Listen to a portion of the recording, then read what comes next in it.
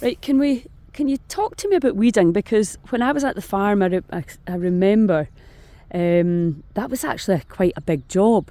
And also when the midges come out. Yeah, it is. It's an ongoing job, and obviously I have the volunteer weeks here 3 times a year. So that's herbal helpers, and people come, they stay in the house or they camp or live in vehicles. I provide all the food, and they basically help me with weeding and medicine making and harvesting. But one of the big jobs is the weeding. Uh-huh. So what I do here is we have to redo the paths every so often, but we've got layers of cardboard, thick layers of cardboard, and I then we can put see wood that chip there. on the top. Uh-huh. So we've been redoing the paths here this spring. This is an ongoing job, as you can imagine.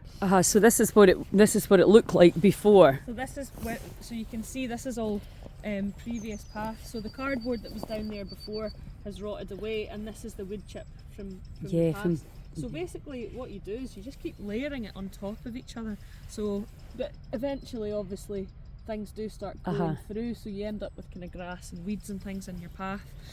So by putting the cardboard on, you're suppressing the weed growth. And then the wood chip, obviously it's all completely biodegradable, so you're just adding to the soil rather than suppressing. So why is it so important to weed? Well, if you actually want to grow any usable plants, I mean, obviously some weeds are medicine as well. Yes, yeah. So, for this garden, you can see, if you have a look over here, I do let the dandelions grow because they're very useful medicine. So there are some things that are, I suppose more invasive than others. There are certain plants that you maybe don't want to use for medicine. So, you're pulling out the things that you don't want, essentially. So weeds, we say in herbal medicine, weeds are just useful plants growing in the wrong place. Yeah. So if you're trying to create a garden, there's certain plants that you don't want so much of. And it's the balance, isn't it, as always? Yeah. And the thing is that if they're in the wrong place, they can be stealing nutrients from the plants that you really need to get. That's right, yeah. And I wouldn't say that I'm, a super kind of, I'm not obsessed with weeding. I do let some of the weeds grow, but it's just, as you say, it's about keeping that balance. It's almost like when you think about your microbiome. Yes. Some things can be very strong and tenacious and get out of control, so you want to keep those things in check. But it's like a the pruning. great thing about weeding here is that you're usually using those weeds for making medicine.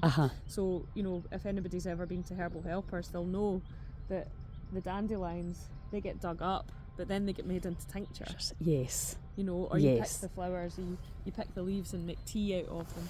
And the roots, you can use the roots too, can't you? Yep, the roots are edible, medicinal. The roots are fantastic for supporting the liver. They contain long chain polysaccharides, fructooligosaccharides, things like inulin, which are prebiotic, so they help to feed the good bacteria in the gut. Which then has a knock-on effect on your immune system, because those microbes in your gut communicate directly through specialised patches of immune tissue on your gut wall. So they communicate directly with immune cells. So by feeding them, you're actually giving your body that kind of, your immune system starts in your gut, so you're feeding that part of your immune system. It's so fascinating, isn't it? Absolutely.